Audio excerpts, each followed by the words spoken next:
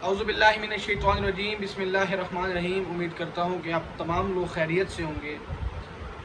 آپ دیکھ رہے ہیں اپنا یوٹیوب چینل ملک ادریس آفیشیل اور میں ہوں ملک ادریس۔ دوستو، 900 چوہے کھا کر بلی حج پر چلی، یہ ضرب المثل تو آپ نے بہت بار سنی ہوگی، مگر آج آپ کو میں اس ضرب المثل کا ایک عملی نمونہ آپ کے سامنے رکھنے جا رہا ہوں۔ یہ شخص جو آپ کو اسکرین پر نظر آ رہا ہے، اس کا نام سہیل ظفر چٹھا ہے۔ یہ پنجاب پولیس میں بطور ڈی پی او بہت سے ضلعوں میں تعینات رہ چکا ہے، جن میں ڈی پی او رحیم خان اور ڈی پی او گجرات میں بھی اس کی بطور پولیس آفیسر پوسٹنگ رہی۔ یہ پنجاب کے اندر پنجاب کی حکومت کے ساتھ مل کر ایسا ظلم کرنے جا رہا ہے جس کی اس نے شروعات کر دی ہے، کہ جس کے اثرات پنجاب کی عوام کو آج سے 20 سے 25 سال بعد اس طرح بھگتنے پڑیں گے جس طرح آج بلوچستان کی عوام جن حالات سے دوچار ہے۔ یاد رکھیے گا، کبھی بھی ظلم جو ہے وہ بندوق سے نہیں مٹایا جاتا۔ ظلم ہمیشہ جدوجہد کے ساتھ مٹایا جاتا ہے، ظلم ہمیشہ علم کے ساتھ مٹایا جاتا ہے، ظلم ہمیشہ تعلیم کے ساتھ مٹایا جاتا ہے، ظلم ہمیشہ مسائل کے حل کے ساتھ مٹایا جاتا ہے۔ ان جناب کا تعلق پاکستان کے اندر ہمیشہ سیاسی جماعتوں کے ساتھ، حکومتی جماعتوں کے ساتھ رہ چکی ہے۔ جو مثال میں نے آپ کو شروع میں دی کہ 900 چوہے کھا کر بلی حج پر چلی، تو جناب کی کہانی بھی کچھ اس طرح ہے کہ جناب ڈی پی او گجرات تھے، تو ان کے اوپر ایک کیس بنتا ہے جس کیس کا نام ہے Gujarat police corruption case. Gujarat police corruption case, اس کے اندر جناب کے ذمے 70 کروڑ کی بے ضابطگیاں اور 70 کروڑ روپے کی کرپشن کی پائی جاتی ہے، جس پر ان کو عدالت سے سزا ہوتی ہے، اور اس کے ساتھ ساتھ نیب ان کو ملزم ٹھہراتی ہے۔ نیب جب ان کو ملزم ٹھہراتی ہے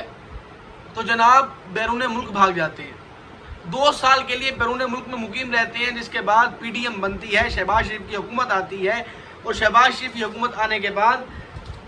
2024 میں چیئرمین نیب صاحب اس کو 2 ارب 90 کروڑ کرپشن کیس کے جتنے بھی مرکزی ملزم ہیں، جن کے اندر کامران ممتاز، رائے اعجاز، رائے ضمیر الحق اور سہیل ظفر چٹھا ہیں، جو کہ ڈی پی او گجرات کی سیٹ پر رہ چکے ہیں۔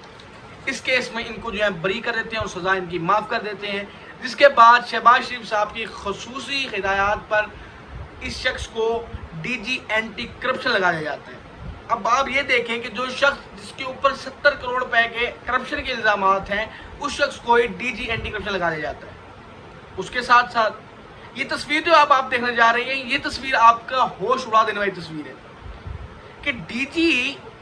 اینٹی کرپشن کا یا ایسا مفرور شخص جو 2 سال بیرون ملک رہا، اس لیے کہ اس کے اوپر ڈی پی او گجرات کی اسی پوسٹنگ کے اوپر اس پر 70 کروڑ کے الزامات تھے، وہ پاکستان کے پارلیمان میں منہ چھپائے کیوں بیٹھا ہے؟ یہ تصویر آپ کے سامنے ہے۔ دوسری بات، یہ بات آتی ہے سب کی ماں پہ، مریم نواز صاحبہ پہ۔ مریم نواز صاحبہ نے 5.6 ارب روپے کا بجٹ مختص کر کے ایک ادارہ بنایا جس کا نام سی ڈی رکھا۔ سی ڈی کچھ دنوں سے پراپر اعلان کر چکی ہے کہ ہم ملک کے اندر، پنجاب کے اندر، ہم کسی بھی مجرم کو نہیں چھوڑیں گے، کسی بھی ریپسٹ کو، کسی بھی مرڈر کرنے والے کو، کسی بھی جو ہے نا وہ اغوا برائے تاوان کے ملزم کو نہیں چھوڑیں گے۔ بہت اچھی بات ہے، اور یہ ہونا چاہیے تھا، اقدام ضروری تھے، لیکن پوچھنا یہ مقصود تھا، بتانا یہ مطلوب تھا کہ کیا سی ڈی والے جس کو مار رہے ہیں، کیا وہ مرکزی ملزم ہے یا نہیں؟ جھوٹے پولیس مقابلوں سے ایک ہی دن کے اندر کئی لوگوں کو اسٹیٹ فائر مار دینا کس ملک کا قانون ہے؟ کون ہوتے ہیں سی ڈی والے جو کسی بھی شخص کو اٹھا کر گولی مارنے کے بعد یہ لکھتے ہیں کہ ہم نے اس شخص کو جہنم واصل کر دی؟ Who are you to decide؟ کون ہوتے ہیں آپ یہ فیصلہ کرنے والے کہ اس بندے کے مرنے کے بعد یہ جنت میں جائے گا یا جہنم میں جائے گا؟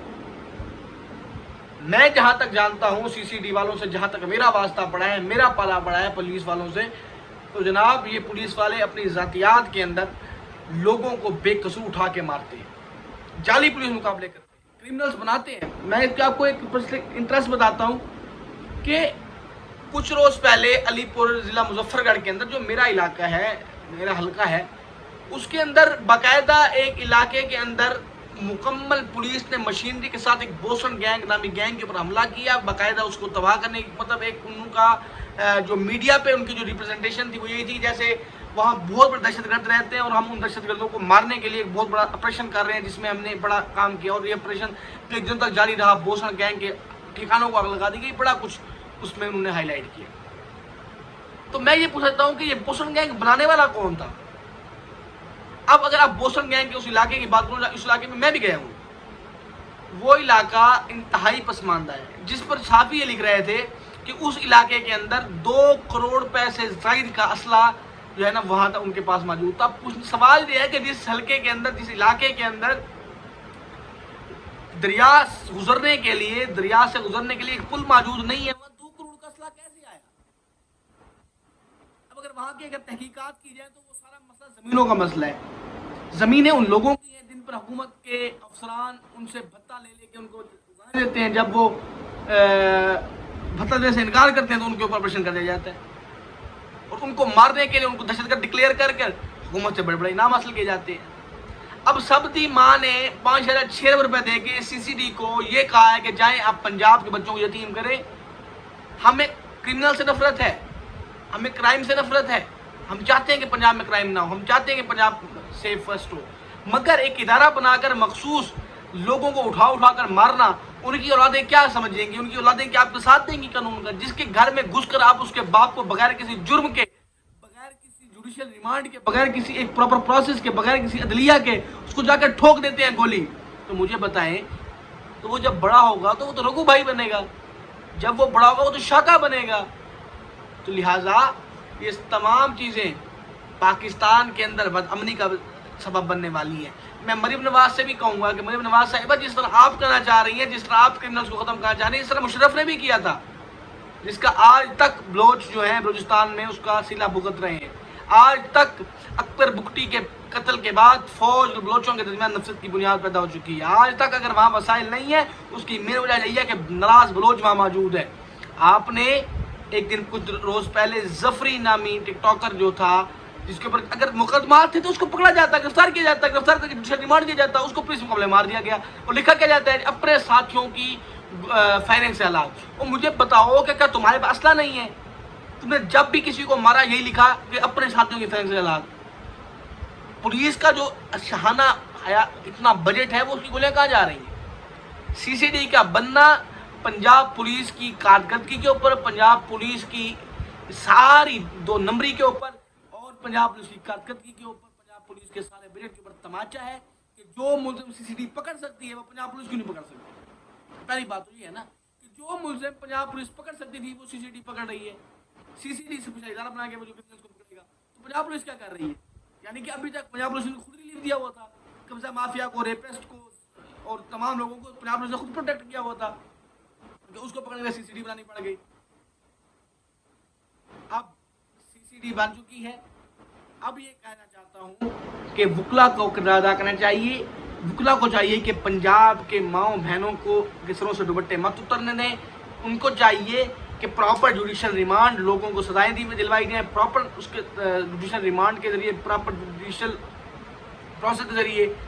ایک کارروائی چلائی جائے جس سے یہ لوگ اپنی سزا کو پہنچے, جزا کو پہنچے. اس طرح کرنے سے پنجاب میں بدامنی پیدا ہوگی, پنجاب کے لوگوں کے درمیان دشمنیاں پیدا ہوں گی. یاد رکھیے گا یہ دشمنیوں کا اثر جو ہے وہ آج سے 10 سال بعد نکلنا ہے, آج سے 20 سال بعد نکلنا ہے.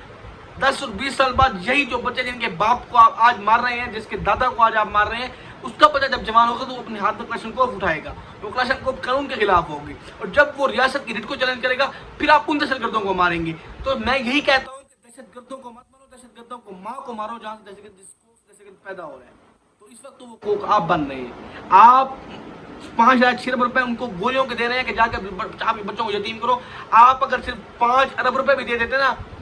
کہ جا کر ان لوگوں کے بچوں کو تعلیم دو، ان لوگوں سے ہتھیار ڈلواؤ، ان لوگوں سے مسائل حل کرواؤ، ان لوگوں سے کہا جائے کہ ان کے مسائل کو حل کیا جاتا ہے۔ اور آخر میں یہ مشورہ دوں گا سی سی ڈی والوں کو کہ اگر سی سی ڈی اتنا ہی محب وطن اور اتنا ہی جابام افسران کی جماعت بن رہی ہے، اتنا ہی نوجوان اور جناب دلیر لوگوں کا ایک گروپ ہے، ایک اسپیشل ٹاسک فورس ہے، تو میں چاہتا ہوں کہ پہلے جا کر ان لوگوں کو چاہیے جا کر سندھ کے اندر جا کر کچے کے ڈاکوں سے جا کے لڑیں، وہاں جا کر یہ کر کے ہم نکال کر کے دکھائیں۔ نمبر دوسری بات یہ ہے کہ جتنے بھی سی سی ڈی کے اندر افسران آ رہے ہیں، میری اطلاعات کے مطابق میں جہاں تک جانتا ہوں، یہ تمام لوگ وہ افسران ہیں جو پنجاب پولیس نے جن کو ظلم کی بنیاد پر کسی بندے کو مار دیا تھا، انہوں نے اپنے انویسٹیگیشن میں کسی بندے پہ اتنا ظلم کیا تھا، کسی مطلب ایسے ایسے لوگوں کو مارا تھا، یعنی کہ میت وشی کے دوران کے اندر جب پولیس میں تھے، تو اب ان افسران کی لسٹ بنائی گئی جو ظالم ترین افسران ہیں، جو ظالم ترین افسران کی لسٹ بنا کر ان کو سی سی ڈی میں شامل کر دیا گیا تاکہ وہ جا کے اپنی منمانی کرے، اپنی مرضی کرے۔ میں مغلا سے یہ گزارش کروں گا خدا را سی سی ڈی کے حوالے سے ایک تحریک چلائی جائے جوڈیشل طریقے سے کہ کسی کا انکاؤنٹر کرنے سے پہلے، کسی کو مارنے سے پہلے کم از کم عدالت میں بتایا جائے کہ ہم اس کو کیوں مار رہے ہیں۔ ایک جوڈیشل پروسیس ہے، اس کے باوجود لوگوں کو جب ماریں گے تو یاد رکھیں پنجاب کے اندر بدامنی پیدا ہوگی، اور جو لوگ ان کو سپورٹ کر رہے ہیں آج کہہ رہے ہیں جی بڑا اچھا زندہ باد سی سی ڈی زندہ باد، یقین مانیں جس دن آپ کا کسی دن پولیس کے ساتھ چکر بنا، آپ نے پولیس کے فرضی خداؤں کو ناراض کر دیا، آپ کے سے کسی پولیس کے کانسٹیبل کی جو ہے نا وہ توہین ہو گئی، تو جب آپ کے گھر سی سی ڈی کا ریڈ ہوگا میں پھر آپ سے پوچھوں گا۔ اور یاد رکھیے سی سی ڈی بدماشوں کی یونیورسٹی بن چکی ہے، سی سی ڈی پولیس والوں کو بدماش بنانے والی ایک یونیورسٹی اور اکیڈمی ہے جس سے پولیس والوں کو شے مل رہی ہے۔ Police is executive of this country, police is executive of this society, police is executive of this government and this state. ان کو کوئی اختیار نہیں ہے بدماشی کا، دے آر پبلک سرونٹ، ان کا کام ہے ہمیں پروٹیکٹ کرنا، نہ کہ ہمارے گھروں میں گھس کے ہمیں مارنا۔ اگر کوئی کرمنل ہے اس کو اریسٹ کیا جائے، اریسٹ کرنے کے بعد اسے جوڈیشل میں پیش کیا جائے، اسے پوچھا جائے اور ججز پھر اس پہ سزا دیں جس کے اوپر جیل خانہ جات اور باقی محکمے اسے لگے۔ لیکن کسی کو اجازت نہیں ہونی چاہیے کہ کوئی اپنی وردی کی آڑ میں، کوئی اپنے اسلحے کی آڑ میں، کوئی پنجاب حکومت سے پیسوں کی آڑ میں پنجاب حکومت یا اپنے ذاتی دشمنوں کو اٹھا کے گولی مارے۔ نون لیگ کی سب سے بڑی ناکامی یہ ہے کہ یہ ہمیشہ اس طرح کے ادارے بناتی ہے، اپنے دشمنوں کو سائڈ پہ کرنے کے لیے، اپنے حریفوں کو سائڈ پہ کرنے کے لیے اس طرح کے اقدامات اٹھاتی ہے جو کہ قابل مذمت ہے۔ جزاک اللہ خیر۔ امید کرتا ہوں کہ آج کی ویڈیو آپ کو اچھی لگی ہوگی، اس ویڈیو کو زیادہ سے زیادہ شیئر کریں اور میری آواز کو جو ہے نا وہ اس وقت دنیا تک پہنچے، ارباب اختیار تک پہنچائے۔ جزاک اللہ خیر۔